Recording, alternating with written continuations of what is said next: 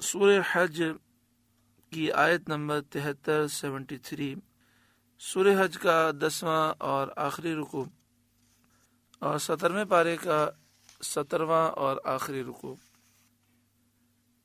اللہ رب العالمین نے ارشاد فرمایا، یا ایھا الناس، اے لوگوں، ضرب مثل فاستمعوا لہ، ایک کہاوت فرمائی جاتی ہے، اسے کان لگا کر سنو، ایک مثال بیان کی جاتی ہے، اسے غور سے سنو اور اس میں خوب غور کرو۔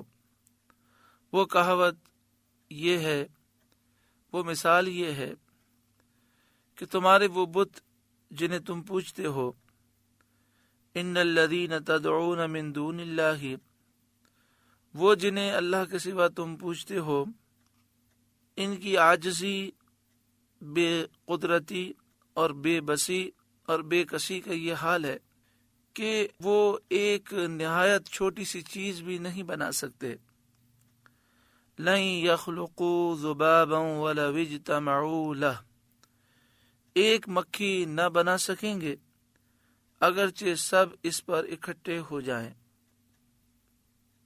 تو عقل مند کو کب یہ زیب دیتا ہے کہ ایسے کو خدا الہ معبود سمجھے، ایسے کو پوجنا، الہ خدا معبود سمجھنا، قرار دینا کتنا انتہا درجے کا جہل ہے، جہالت ہے۔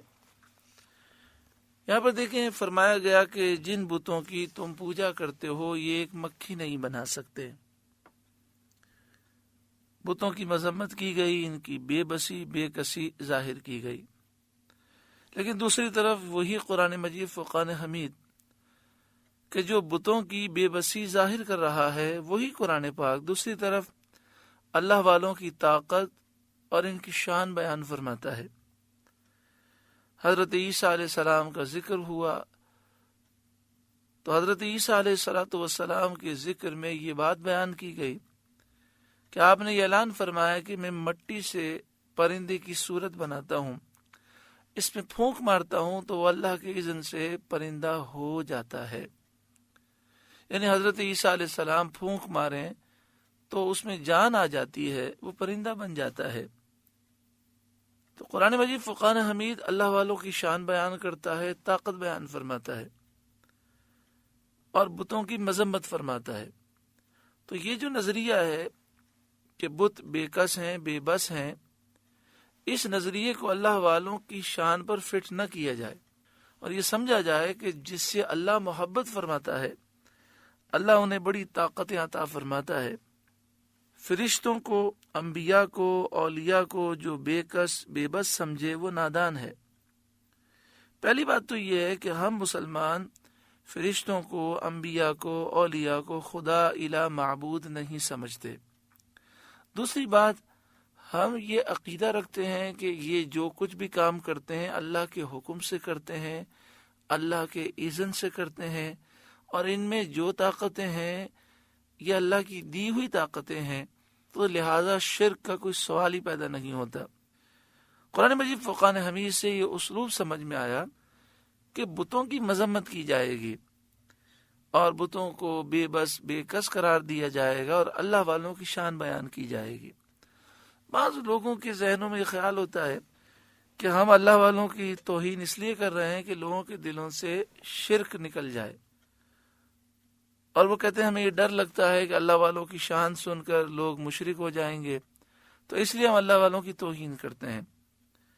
اب ذرا سوچیں کہ عیسائی تو حضرت عیسیٰ علیہ السلام کو اللہ کا بیٹا کہتے تھے، خدا کہتے تھے، الہ کہتے تھے، معبود کہتے تھے۔ شرک کا یہاں خوف ہی نہیں تھا، بلکہ وہ تو باقاعدہ شرک کرتے تھے۔ لیکن اس کے باوجود قرآن مجید فرقان حمید نے یہ نہیں فرمایا کہ عیسیٰ علیہ السلام کچھ نہیں کر سکتے، وہ بے بس ہیں، بے کس ہیں، بلکہ اللہ تعالیٰ نے ان کا عقیدہ درست کیا اور فرمایا تم اپنے عقیدے کی اصلاح کرو۔ عیسیٰ علیہ السلام مردوں کو زندہ فرماتے ہیں، مریضوں کو شفا دیتے ہیں، مادرزاد اندھوں کو آنکھیں دیتے ہیں، برص کے مریضوں کو شفا دیتے ہیں، غیب کی خبریں دیتے ہیں، مٹی سے پرندہ بنا کر اس میں پھونک مارتے ہیں تو اس میں روح آ جاتی ہے، مگر وہ خدا نہیں ہے، الہ نہیں ہے، معبود نہیں ہے، اللہ کے بیٹے نہیں ہے۔ عیسیٰ علیہ السلام جو کام کرتے ہیں باذن اللہ کرتے ہیں، اللہ کے اذن سے کرتے ہیں، یہ اللہ کے پیارے ہیں۔ تو اسی طرح ہم بھی یہی کہتے ہیں کہ جب آپ فرشتوں کے بارے میں، انبیاء کے بارے میں، اولیاء کے بارے میں ذکر کریں تو ان کی شان بیان کریں، اور ساتھ میں یہ کہیں کہ وہ خدا نہیں ہے، الہ نہیں ہے، معبود نہیں ہے، اللہ کے اذن سے یہ ساری طاقتیں ہیں اور وہ اللہ کے پیارے بندے ہیں۔ جب وہ اللہ کے پیارے ہوئے تو اللہ نے یہ شان، رفعت اور یہ طاقتیں عطا فرمائیں۔ شرک کی مذمت اور توحید کے درس دینے کا یہ مطلب نہیں کہ فرشتوں، انبیاء اور اولیاء کی طاقتوں کا انکار کیا جائے اور ان کی توہین و بیعت بھی کی جائے۔ حقیقی توحید کا درس وہ ہے جو قرآن دیتا ہے۔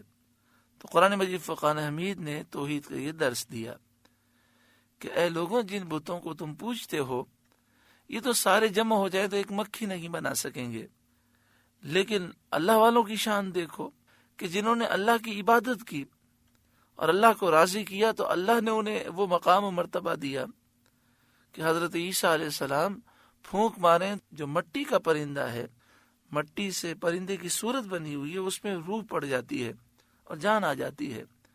تو اے لوگوں، تم اللہ کی عبادت کرو، جب تم اللہ کے ہو جاؤ گے تو اللہ تمہارا ہو جائے گا، ساری کائنات تمہاری ہو جائے گی۔ وَإِن يَسْلُبْهُمُ الذُّبَابُ شَيْئًا لَا يَسْتَنقِذُوهُ مِنْهُ، اور اگر مکھی ان سے کچھ چھین کے لے جائے تو اس سے چھڑا نہ سکیں۔ وہ شہد، زعفران وغیرہ جو مشرکین بتوں کے منہ اور سروں پر ملتے ہیں، جن پر مکھیاں ہوتی ہیں، تو اگر مکھی اس میں سے کوئی چیز لے جائے تو یہ بت اس سے چھڑا نہیں سکتے۔ ایک طرف قرآن بت کی بے بسی بیان فرماتا ہے اور دوسری طرف اللہ والوں کی شان بیان فرماتا ہے کہ حضرت سلیمان علیہ السلام کے حکم پر ہوا چلتی تھی۔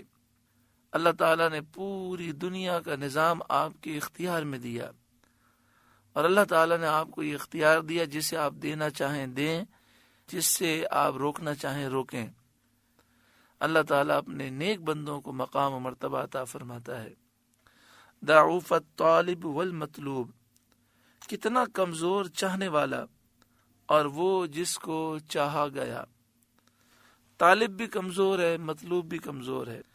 ایک تفسیر کے مطابق طالب سے مراد بت کا پجاری ہے، پوجا کرنے والا ہے، اور مطلوب سے مراد بت ہے۔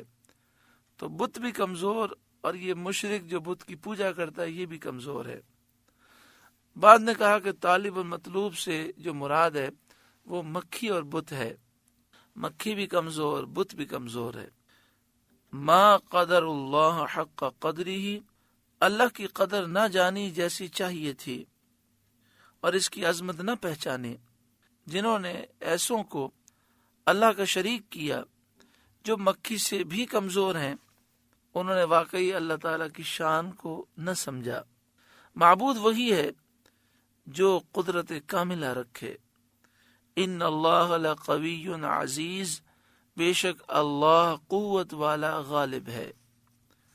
اللہ یصطفی من الملائکۃ رسلا، اللہ چن لیتا ہے فرشتوں میں سے رسول۔ فرشتوں میں رسول وہ ہوتے ہیں جو اللہ کا حکم دیگر فرشتوں تک پہنچاتے ہیں، جیسے حضرت جبرائیل، میکائیل، اسرافیل، اسرائیل، یہ فرشتوں میں رسول ہیں۔ جو فرشتوں میں رسول ہوتے ہیں وہ کبھی اللہ کا پیغام فرشتوں تک پہنچاتے ہیں اور کبھی اللہ کا پیغام نبیوں تک پہنچاتے ہیں، جیسے حضرت جبریل وہی لے کر نبیوں کی خدمت میں حاضر ہوتے۔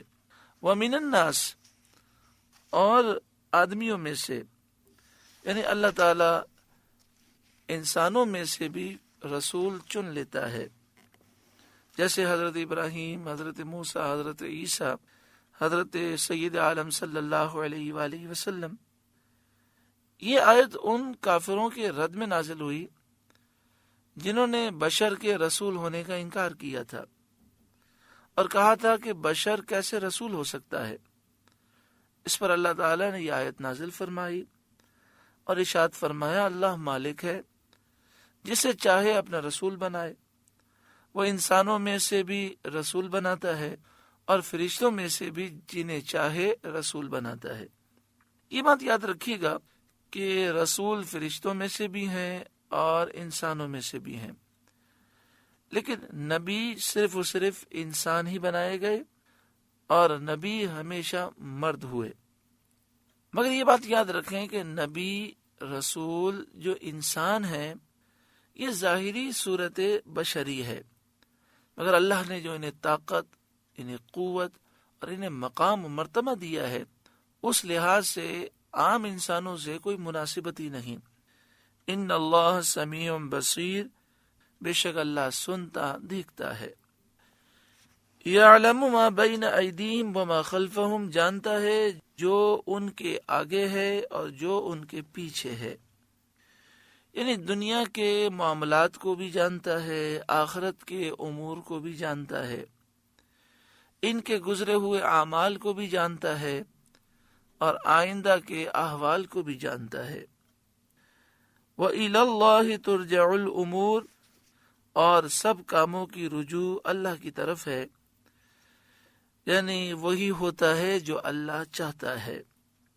یا ایھا الذین آمنوا ارکعوا واسجدوا، اے ایمان والوں رکوع اور سجدہ کرو، یعنی اپنی نمازوں میں رکوع کرو، سجدہ کرو۔ اسلام کے ابتدائی دور میں نماز بغیر رکوع اور سجود کے پڑھی جاتی تھی، پھر نماز میں رکوع اور سجدہ کرنے کا حکم فرمایا گیا۔ وَاعْبُدُوا رَبَّكُمْ، اور اپنے رب کی عبادت کرو، بندگی کرو، یعنی رکوع سجود خاص اللہ کے لیے ہوں اور عبادت میں اخلاص اختیار کرو۔ وَافْعَلُوا الْخَيْرَ، اور اچھے کام کرو، بھلے کام کرو، صلہ رحمی کرو، رشتہ داروں کے حقوق ادا کرو، غریبوں کی مدد کرو، مکارم اخلاق وغیرہ نیکیاں کرو۔ لعلکم تفلحون، اس امید پر کہ تمہیں چھٹکارا ہو، اس امید پر کہ تم فلاح پا جاؤ، کامیاب ہو جاؤ۔ وجاہدوا فی اللہ حق جہادی، اور اللہ کی راہ میں جہاد کرو جیسا حق ہے جہاد کرنے کا، یعنی سچی خالص نیت کے ساتھ جہاد کرو اور مقصد ہو دین کی بلندی ہو، اللہ کے دین کو بلند کرنے کے لیے اور حق کے پیغام کو پہنچانے کے لیے جہاد کرو۔ هو اجتباکم، اللہ نے تمہیں پسند کیا، چن لیا، اپنے دین کے لیے چن لیا، اپنی عبادت کے لیے چن لیا۔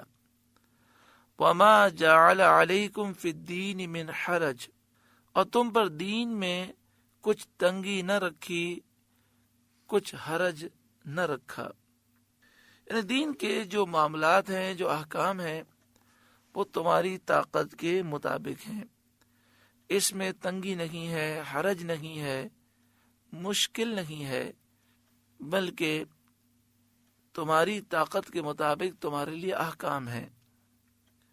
جب تم سفر میں جاتے ہو تو تمہارے لیے یہ حکم ہے کہ ظہر، عصر اور عشاء کی 4 فرض کے بجائے 2 فرض پڑھو، نماز قصر پڑھو۔ سفر میں رمضان کے روزے نہ رکھنا چاہو تو نہ رکھو، بعد میں قضا کر لو۔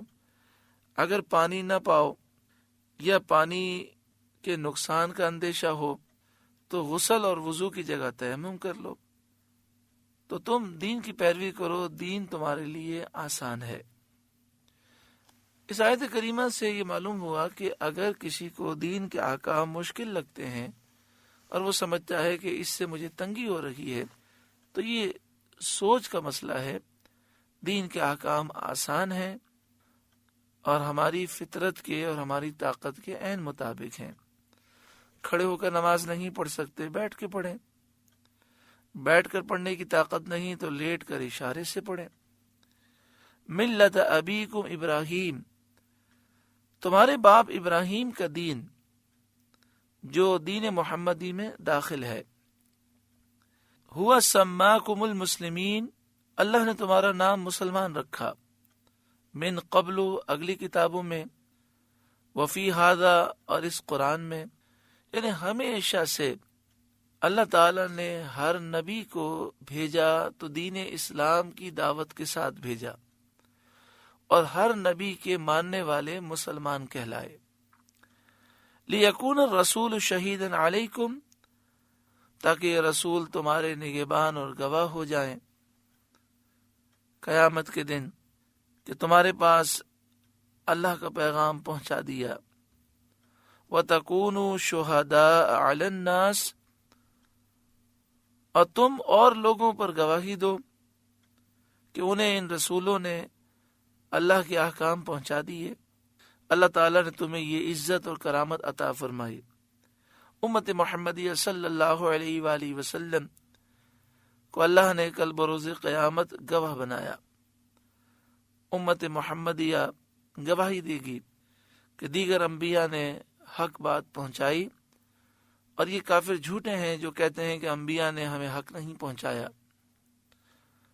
فَأَقِيمُوا الصَّلَاةَ، تو نماز قائم رکھو، اس پر ہمیشگی کرو، وَآتُوا الزَّكَاةَ، اور زکوٰۃ دو، وَاعْتَصِمُوا بِاللَّهِ، اور اللہ کی رسی مضبوط تھام لو اور اس کے دین پر قائم رہو، هُوَ مَوْلَاكُمْ، وہ تمہارا مولا ہے، فَنِعْمَ الْمَوْلَا، تو کیا ہی اچھا مولا، وَنِعْمَ النَّصِيرُ، اور کیا ہی اچھا مددگار۔ سورہ حج کا 10واں اور آخری رکوع مکمل ہوا۔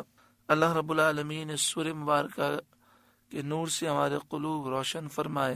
نام اس سورت کا سورہ حج ہے، اس میں ذکر ہوا حج کا۔